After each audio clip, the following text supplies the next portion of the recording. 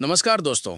पहले वनडे महामुकाबले के खत्म होने के तुरंत बाद दूसरे वनडे महामुकाबले के लिए बीसीसीआई ने कप्तान शुभमन गिल के साथ मिलकर एक ऐसा फैसला ले लिया है जिसने क्रिकेट फैंस के बीच खलबली मचा दी है। जी हां दोस्तों, दूसरे वनडे के लिए टीम इंडिया की नई प्लेइंग 11 का ऐलान कर दिया गया है, जिसमें 3 से 4 बड़े बदलाव देखने को मिले हैं। कुछ युवा भूखे शेरों की एंट्री हुई है तो कुछ अनफिट और फ्लॉप खिलाड़ियों की छुट्टी कर दी गई है, क्योंकि जैसा कि आपने देखा, पहले वनडे में 2 से 3 खिलाड़ी ऐसे रहे जो पूरी तरह से फ्लॉप रहे और जिनके खराब प्रदर्शन की वजह से भारत मजबूत स्थिति में आते आते पिछड़ गया। इसी वजह से कप्तान शुभमन गिल और कोच गौतम गंभीर ने गुस्से में आकर बिना देर किए कड़ा फैसला लेते हुए दूसरे वनडे के लिए पूरी तरह से नई रणनीति के साथ मैदान में उतरने का फैसला किया है। और तो और गौतम गंभीर ने साफ कह दिया है, टीम में वही रहेगा जो अपने बल्ले और गेंद से प्रदर्शन करेगा, और जो खराब प्रदर्शन करेंगे उन्हें सीधा टीम से बाहर कर दिया जाएगा। फिर चाहे बड़े खिलाड़ी हों या फिर युवा, जो प्रदर्शन करेगा वही टीम में रहेगा। और अब गौतम गंभीर का ये फैसला सीधा विराट और रोहित की तरफ इशारा करता है, क्योंकि पहले वनडे में यही दोनों खिलाड़ी के ऊपर सभी की निगाहें टिकी थी, लेकिन दोनों ने अपने प्रदर्शन से कोच सहित सभी फैंस को भी निराश किया और इसी पर गौतम गंभीर भड़क गए और अब दूसरे वनडे में प्लेइंग 11 में काफ़ी बड़ा बदलाव करने वाले हैं। जी हां, दूसरे वनडे से पहले टीम इंडिया की प्लेइंग 11 में बड़ा उलटफेर देखने को मिलने वाला है। कप्तान शुभमन गिल और हेड कोच गौतम गंभीर ने पहले वनडे मुकाबले के खत्म होने के तुरंत बाद दूसरे वनडे मुकाबले के लिए कुछ बड़े फैसले ले लिए हैं।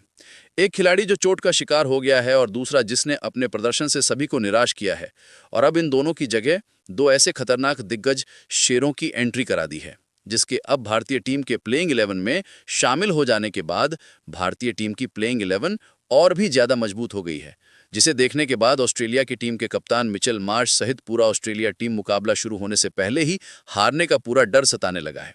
जी हां दोस्तों, ऑस्ट्रेलिया के खिलाफ पहले वनडे मुकाबले के खत्म होने के तुरंत बाद दूसरे वनडे महामुकाबले के लिए कप्तान शुभमन गिल पूरी तरह से तैयार हैं।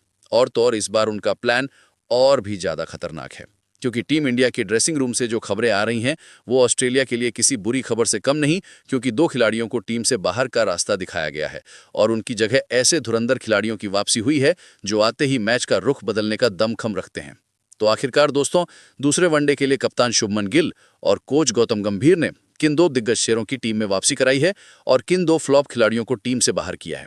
तो अब चलिए ज्यादा समय ना लेते हुए वीडियो में आगे बढ़ते हैं और बात करते हैं दूसरे वनडे महामुकाबला के लिए कप्तान शुभमन गिल और कोच गौतम गंभीर द्वारा घोषित की गई नई प्लेइंग 11। तो दोस्तों, अगर हम ओपनिंग बल्लेबाजी की बात करें तो होने वाले दूसरे वनडे मुकाबले में एक बार फिर से रोहित शर्मा और शुभमन गिल ओपनिंग करते हुए नजर आने वाले हैं। भले ही पहले वनडे में ये दोनों ओपनर कुछ खास कमाल नहीं कर पाए, लेकिन एक बार फिर से दूसरे वनडे में इनका जलवा देखने को मिलने वाला है।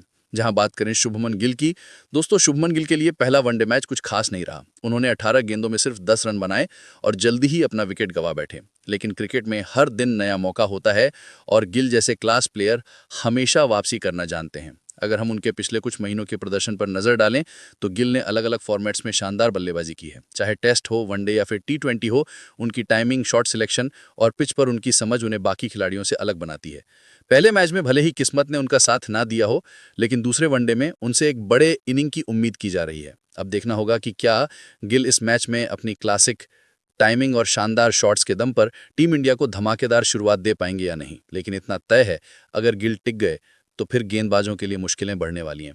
जबकि दूसरे ओपनर बल्लेबाज रोहित शर्मा की बात करें तो पहले वनडे मुकाबले में रोहित का बल्ला कुछ खास कमाल नहीं दिखा पाया। उन्होंने 14 गेंदों में सिर्फ 8 रन बनाए और जोश हेजलवुड की गेंद पर मिड विकेट पर कैच दे बैठे। लेकिन दोस्तों, हम सभी जानते हैं कि रोहित शर्मा वो खिलाड़ी हैं जो जितना शांत रहते हैं उतना ही खतरनाक हो जाते हैं।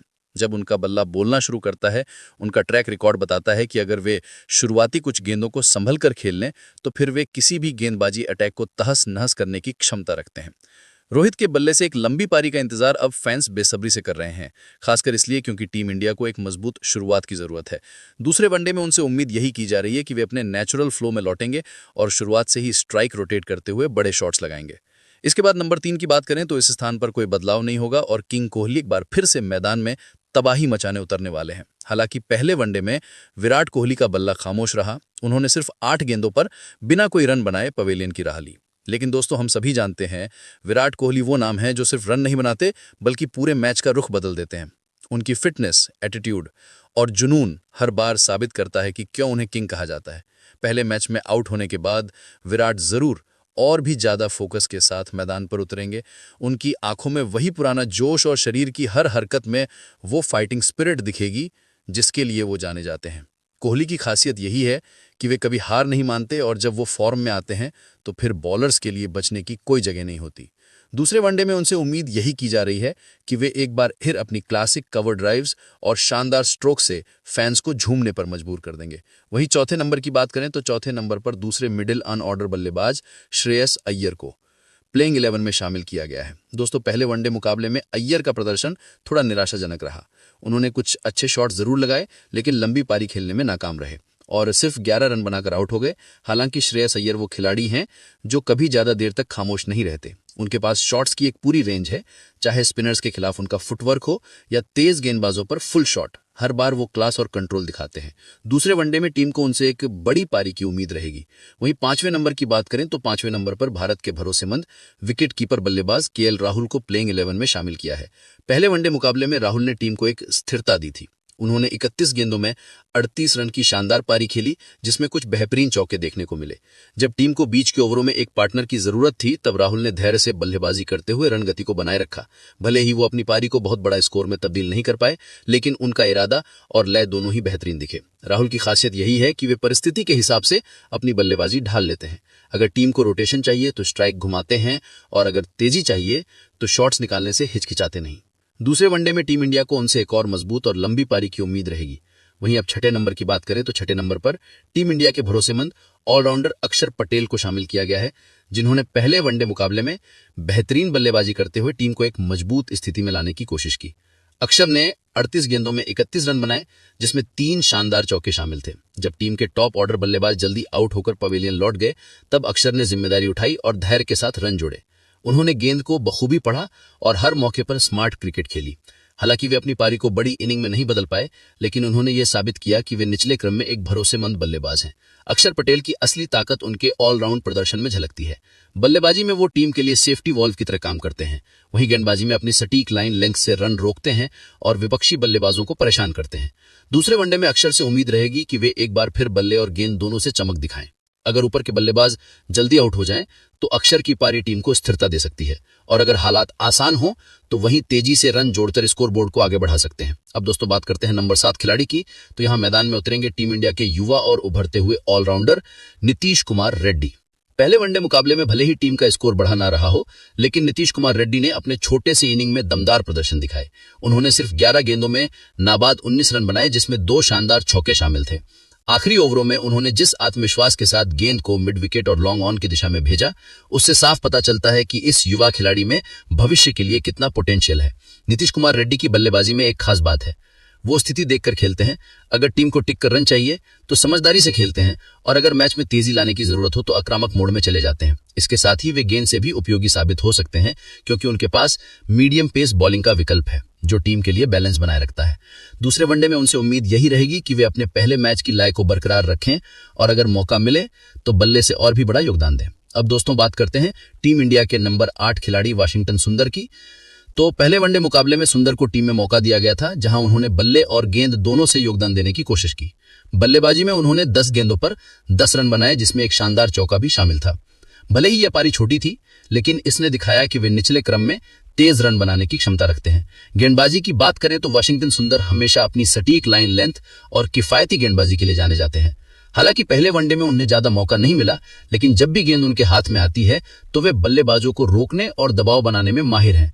उम्मीद करते हैं दूसरे वनडे में वाशिंगटन सुंदर अपनी गेंद और बल्ले दोनों से कमाल का प्रदर्शन करेंगे और भारतीय टीम को जीत दिलाने में अपनी महत्वपूर्ण भूमिका निभाएंगे। अब दोस्तों बात करते हैं नंबर 9 खिलाड़ी की, जहां टीम इंडिया ने दूसरे वनडे के लिए एक बड़ा और अहम बदलाव किया है। पहले वनडे मुकाबले में हर्षित राणा को मौका मिला था लेकिन वे कुछ खास प्रभाव नहीं छोड़ पाए। उन्होंने बल्ले से सिर्फ 1 रन बनाया और गेंदबाजी में भी अपनी लय हासिल नहीं कर सके। इसी वजह से टीम मैनेजमेंट ने इस बार उनकी जगह टीम में एक बड़ा नाम वापस लाने का फैसला किया है और वो है कुलदीप यादव। कुलदीप यादव की वापसी टीम इंडिया के लिए एक शानदार संकेत है। ये बाएं हाथ के चाइनामैन स्पिनर अपनी स्पिन, फ्लाइट और टर्न से किसी भी बल्लेबाज को चकमा देने की क्षमता रखते हैं। हाल के दिनों में कुलदीप जबरदस्त फॉर्म में रहे हैं, चाहे वे घरेलू क्रिकेट हो या अंतर्राष्ट्रीय स्तर पर उनके हालिया प्रदर्शन। उन्होंने हर मौके पर साबित किया है कि वे मिडिल ओवर्स में विकेट निकालने वाले भारत के सबसे भरोसेमंद गेंदबाज हैं। उनकी गेंदों में वो जादू है जो मैच को एकदम पलट सकता है। खासकर ऑस्ट्रेलिया जैसे मजबूत बल्लेबाजी क्रम के खिलाफ कुलदीप का रोल बेहद अहम रहने वाला है। वो न सिर्फ रन रोकने में सक्षम है, बल्कि लगातार बल्लेबाजों को दबाव में लाने का काम भी करते हैं। दूसरे वनडे में टीम इंडिया उनसे उम्मीद करेगी कि वे अपने अनुभव और चतुराई का पूरा इस्तेमाल करें और ऑस्ट्रेलिया के बल्लेबाजों पर शिकंजा कसें। अब दोस्तों बात करते हैं टीम इंडिया के तेज तर्रार गेंदबाजों की। नंबर 10 पर शामिल हैं मोहम्मद सिराज और नंबर 11 पर उतरेंगे अर्शदीप सिंह। ये दोनों खिलाड़ी अपनी रफ्तार और सटीक लाइन लेंथ के दम पर किसी भी बल्लेबाजी क्रम को हिला सकते हैं। तो दोस्तों ये थी ऑस्ट्रेलिया के खिलाफ भारतीय टीम का न्यू प्लेइंग 11। आपके हिसाब से प्लेइंग 11 कैसा होना चाहिए, कमेंट बॉक्स में जरूर बताएं। नए हैं तो चैनल को सब्सक्राइब जरूर करें, वीडियो को लाइक और शेयर करना बिल्कुल नहीं भूलें। तो इसी के साथ मिलते हैं फिर नेक्स्ट वीडियो में, तब तक के लिए जय हिंद।